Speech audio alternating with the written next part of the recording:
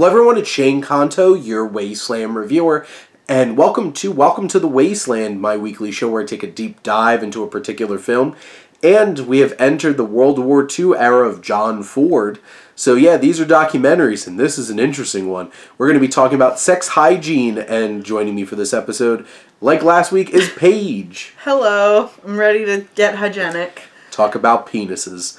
But before we get into the film, if you haven't tuned into the show before, we have 3 segments, which is coming attractions for the weekend of April 26th. Then we'll get into our feature, which is actually a short film, a 25-minute film, Sex Hygiene. And then we have some recommendations for you. But getting into our coming attractions, there's one and only one film that either of us care about, and it is Challengers. So Paige, why are you excited about Luca Guadagnino's new film, Challengers? I'm not answering that. Looks sexy and horny AF because it's a Luca Guadagnino film, and Zendaya's going to be playing around with her 2 white boys. Sorry. I mean, he's not wrong. Yeah, thank you. Yep. That's like my thoughts exactly. Exactly. Well, no, I've become a big fan of Luca Guadagnino, whether it's Call Me By Your Name, Suspiria. The one with Dakota and Johnson, right? Yes. Okay. Bones and All. He makes some very interesting films, and this one definitely seems very horny and lustful and focuses on an interesting love triangle, and obviously takes a look at the challenges of being a professional athlete. And so there's layers there. And the challenges of having 2 boyfriends. Trying to balance that. And so tough job, but Zendaya's up for the challenge. So there we go. You all should go see Challengers. I'm very excited about it. By the time this episode comes out, I do have a press screening for it 2 days before, and I'm just like so excited. What day is it? We can talk about that. We can talk about it later. And then, so yeah, we're both on the same page about this one. Pun intended. It is Challengers. So, then let's get talking about our feature film, which is Sex Hygiene. It works out. Challengers, Sex Hygiene. Yeah. I hope all 3 of them are practicing some good sex hygiene. For sure. And if they need any advice, they could go watch this 1942 technically, that's the thing. It's not a documentary because there's a framing device of all these guys getting ready to go then sit in a hall and then just watch a documentary within a 25-minute short film. It's interesting. I just assumed it was a documentary, but technically it's not, because it's actually about a group of men who go to then watch a documentary. It's a movie within a movie. Correct. I didn't Except even think we don't about even give a crap about the framing device. While we're here is the movie within a movie, which is the video about how to make sure you deal with gonorrhea and syphilis okay.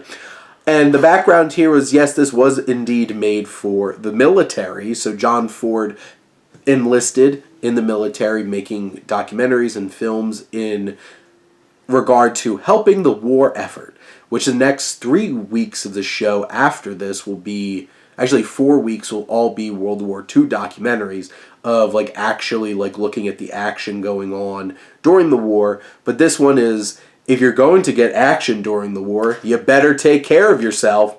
And this actually got put into the film registry in 2007. Oh, really? Yeah. Okay. So Paige, what are your thoughts on Sex Hygiene? Oh, you mean the movie? Yes. Yeah, there's about half of it I probably couldn't watch, and Shane had to tell me when I could look at the screen because they're very infected penises. They're very graphic images of infected penises. There's a lot of just general penises in this film, and washing penises, and applying ointment to penises, and gently moving around penises to show everything that's wrong with them. So if you're not about that, which I'm not. Then you probably don't want to watch this. Also, I don't know, unless you have a cinephile level intrigue into watching all the films of John Ford and stuff like that, I don't know why you'd watch this. Well, that's what we're doing.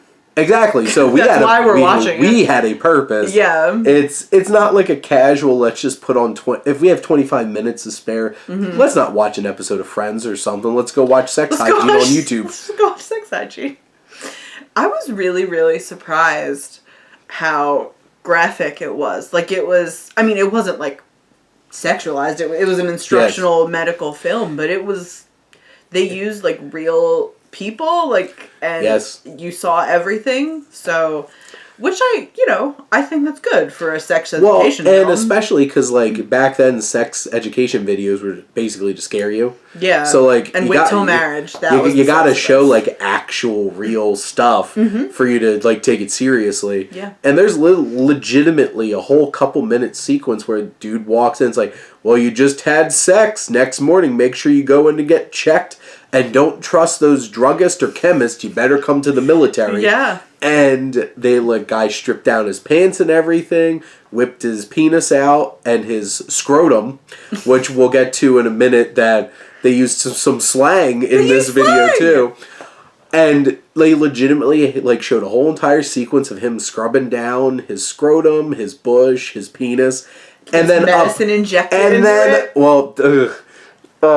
They injected it right into his urethra. But before that, they had him scrub mercury all over his penis, and I'm like, what could go wrong? What could possibly go wrong for you and your future children? I mean, or just anything. Don't put mercury on your skin. Like, any skin, it's poison. Yeah.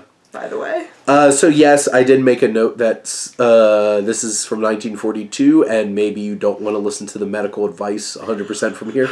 No. Also, are you supposed to put lubricant all over a condom? I'm pretty sure, does that, impede upon the performance of the condom? Because, they had very specific instructions. It was very specific. They did indeed take out, a long, phallic, metal device. Yeah. And then, instead, in today's, they would have just put on, a banana or something. Yeah. But here, it's, apply the condom to the penis. Put some lubricant down first, and then roll it, and then apply lubricant on top. And I'm like, I don't know if you're supposed to do that. But to be fair, this is 1942, and there's been a big advancement in the past, 80 years when it comes to sex hygiene. So that was interesting. I'm such a child. I can't stop giggling about this. But I don't know. It's weird. It's really uncomfortable in, a way that normal sex, modern sex ed films aren't. I don't know. Oh, can I say my favorite line from the movie? Which I think you know which one it is. I know what you're going to say. So, I think it's, the chief medical officer of the army, right? He's the one, kind of narrating the film, and when they're talking about how to put on condoms, they're like, make sure you take off the condom carefully, because the woman definitely has gonorrhea. She definitely has gonorrhea. What's the exact line? It was you want to be careful taking off the condom in case the woman does indeed have gonorrhea or syphilis, as she probably has. I'm like, wow. Way to slut shame women in general in your video. And it just it just straight up was all those women probably have STDs, STIs. You shouldn't be. You should be very careful because they're all infected. Thoughts. They're all down with the sickness. Which, so are these soldiers. They're equally thoughty. It's not the women's fault. If you had to make a video, there's a problem. Yeah, that's what I mean. These guys are slutting it up more than any other women. Well, and to be honest, they probably should have done a better job of making this a little bit more, general and not just targeting women as partners in this situation. Well, because they did. There is a line in the film where they're like, "You having an untreated venereal disease puts your whole barracks at risk," and I'm like, "Why? What are you doing? Why? Why do you have to worry about giving STIs to your?" Well, I think they were hinting at the point where it's you might be shooting pus out and it gets all over your hands, and then the guy starts rubbing his eyes. I'm like, that's how you get pink eye. Well, actually, I didn't even think about that. I thought it was like, I don't know what I thought. I don't think it was there. supposed to be an allusion to the very rampant homosexuality that's probably in at least a few of the branches of our military. But don't ask, don't tell. So some of my favorite quotes from the video, when they were going through a very detailed drawing of the male anatomy, it's like, we are looking here at the sac or scrotum. It's just like, it's a formative video. Just say scrotum. And or then, testicles? Like, you don't have to be like a sac. Well, no. Well, the scrotum and your testicles are two different things, because they true. got to the testicles and called them balls. And I'm like, I thought this was an official medical video, but they just threw around sack and balls, so that was interesting. Make sure you have a good rubber. You gotta use a rubber. Gotta use a good rubber, specifically. Oh, a good rubber. As opposed to, I don't know, like a glove you find on the street. Like, I don't know. Don't get drunk. That's the biggest cause of sexually transmitted infections are drugs. And getting drunk. And they had this whole entire scrolling credits at the end. But the MVP of this video was one soldier that they kept cutting back to reaction shots of, and he's just like... when they're showing all the, like, very, very, very graphic shots of all the different STIs, like they're squeezing pus out of the boils, like that level, and this one soldier is just like, he looks like he's ready to faint. It's so funny. I think it's so funny. The first video is like... And then the next one's like... It's really hilarious. And I was the same way.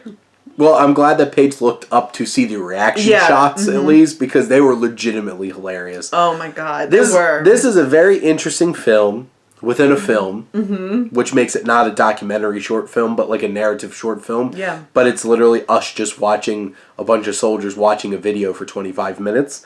And, you know, it was very detailed, very medical, very clinical.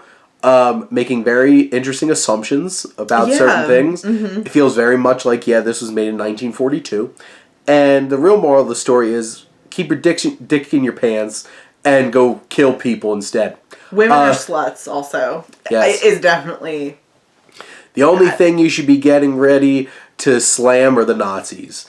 That's basically what this video is about. That would have been a catchy tagline. They should have done that. See, this is why they should have had me writing this in 1942. I don't think so. Also, to your point about the assumptions that the film makes, it is interesting because in the scrolling, you know, first there's the casual misogyny of like the women you're sleeping with, family of an STI, as they probably do. Yeah, but also like. I just noticed, like in the scrolling kind of info at the end, they said, oh, think about your future wife and children. Like, that was very interesting to me that, like, like, of course, everyone's going to have a wife and children. I want them to remake this in modern time, and I want J.K. Simmons to be the doctor. That'd be good. I want it to happen. Who should direct it? God, the Coens. Tommy Wiseau. Oh my god. Tommy Wiseau should direct it. And you just hear him yelling off from camera at Greg Stacero, who's the chief medical officer guy. That would be wild. That would be insane. No. We need to stop now before I start getting ideas for my talk show for What If. What if said person remakes Sex Hygiene from John Ford from 1942? I would love that so much. Yeah. We might actually have to do that. That's great. Paige, do you have any other thoughts about the film Sex Hygiene? Because we're not professionals, so we're not here to give you advice. No. No, I really enjoyed this. This is actually probably my favorite John Ford film so far, not only because it was short, but because I find it's like a time capsule. It's interesting. In a way that, like, cinematic, like, regular movies aren't. Like, this is meant to be an education film. And so I feel like it captures kind of everyday life or everyday social mores in a much more realistic way than film. It's very specific and upfront social norms that are expressed in a film and it's also like intellectual and science and nature, so it's very interesting to see where like medicine was at that point, because you know you don't want to be rubbing mercury on your anything on any skin. No. Anything. I feel comfortable. That's not medical advice, but I feel comfortable like sharing that with your viewers. Like, don't do that. At least we can say that. Yeah. At least we know that much. I also, sorry, I want to add one more thing, because you did mention we're not, like, doctors, which is true, but I am a therapist, and I have provided sex education to the kids that I've worked with, and I've taken them to Planned Parenthood, actually, for, like, educational purposes. You should recommend this. No. I would never recommend this to anybody. For Planned Parenthood, just like, hey, have you ever thought of showing this video? Listen, I have some ideas.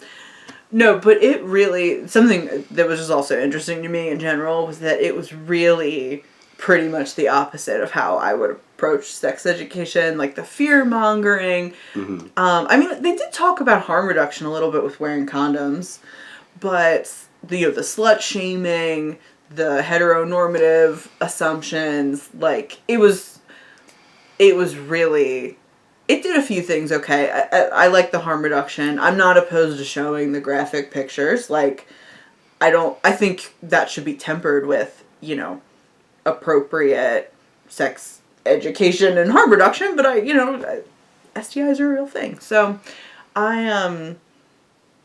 I just wanted to share that. It was not good. I guess my final thoughts as somebody with a master's in accounting and no perspective in terms of having to talk to anybody formally about any of this stuff. I guess I was less averse to looking at, like, not to be graphic, but I look at a penis every day. So it's like, that didn't bother me as much. And also, thanks to my wife, my TikTok has popping videos all the time on it. So I guess I'm a little desensitized. Well, not like venereal. Like, I keep calling it venereal disease now. Not like STI popping, like just pimples. There's some weird shit. Some weird shit that comes up on TikTok. Okay. They're not just pimples. Okay. We're gonna leave it at that. Okay. But if you're curious, this is on YouTube, so you can go watch it right now. It's for really free. Graphic. It's really graphic. Like, if you didn't figure out that it's very graphic from the past conversation we just had, I don't know what to tell you at this point. So, yes. Then, our last segment, some recommendations. So, Paige, what would you like to recommend? Thank God. I'm such a baby. Like, I'm such a child. I'm giggling about this. But I would like to recommend Lisa Frankenstein. We saw it, like, a couple months ago? At this point, yeah. Yeah. Just about 2 months ago, because it came out around Valentine's Day.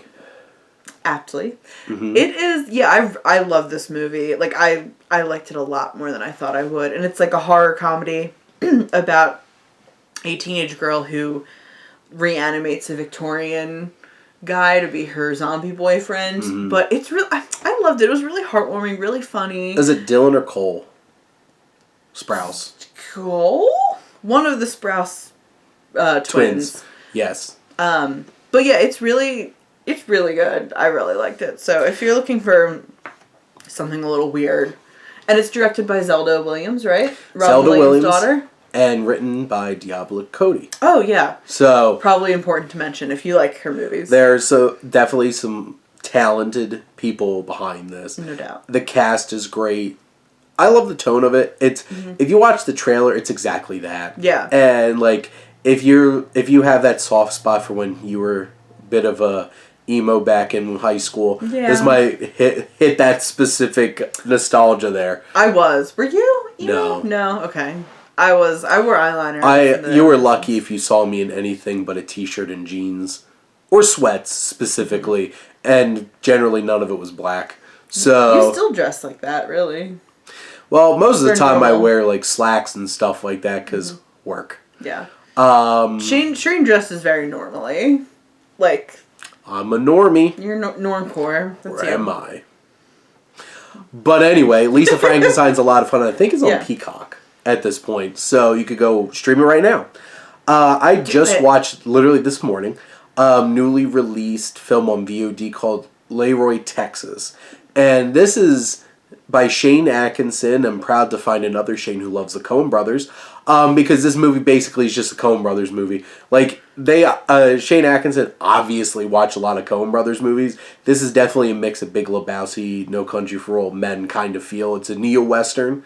It's about a very meek and, like, sad sap who runs a store with his brother, who's definitely screwing him out of money, and his wife is definitely screwing other people. And he accidentally accepts money to go kill somebody because he's mistaken for a hitman. And he winds up having to team up with his former friend, played by Steve Zahn, who is a private investigator who has a bolo tie and a cowboy hat. And they have an actual hired killer, the real one, coming after them, played by Dylan Baker. So it definitely has all those different kinds of Coen Brothers elements. It's a web of lies and deceit with a whole bunch of fun characters and stuff like that. Jeez. It's not like quite as good as a lot of Coen Brothers films, but like it's still a lot of fun and I really enjoyed it. Okay. And one movie that I rewatched recently that I'll be talking about on the Wasteland retrospective with my wife Jess is Rango, which is a kid's movie remake of Chinatown in a Western setting. Oh, is that? Except it's modern time. And also, it's probably not for kids, because it's directed by Gore Verbinski, and it's weird as hell. And Johnny Depp plays a chameleon. It's animated, right? Yeah. Okay. And it's from Nickelodeon. Like, Nickelodeon Studios made this. This won Best Animated Feature at the Oscars. And people are like, what the hell is this? It's great. You should watch it. It's 100% a fantastic Western. It has a great vocal cast. Like, Ned Beatty is a turtle who's literally just Noah Cross from Chinatown. He has the same outfit on and everything. Even Rango runs into Clint Eastwood, the actor, at one point. Because, like, this all takes place right outside of, like, L.A., in the desert, and he's literally dressed up in his poncho and everything, and he has a bunch of awards in his golf cart. And he's voiced by Timothy Olyphant. I was going to say, did they get Clint Eastwood to voice Timothy Olyphant doing an amazing Clint Eastwood impression. And the best part is Rattlesnake Jake, who's one of the main villains, is voiced by Bill Nighy, fresh off of being Davy Jones. And he's a giant rattlesnake with a machine gun for a rattle instead. What? This movie is wild. That's not for children. This is definitely not for kids. The machine gun is for children. This is not for kids. Like, I don't know who thought this would be for kids, but it was made by Schneider. Nickelodeon's not very kid friendly, or at least it wasn't. I haven't watched it yet. It's on my list to watch. Oh, do you want to watch it? We'll talk about it. Okay. But you should watch Rango. Yes. But that's a wrap here on another episode of Welcome to the Wasteland. And next week I'll be having my buddy Jim on to talk about the first of quite a few war documentaries actually capturing the action and not the action of the soldiers. Hey. But Paige, thank you so much for coming on. Of course. My pleasure. And thank all of you out there for always tuning in and supporting your Wasteland Reviewer.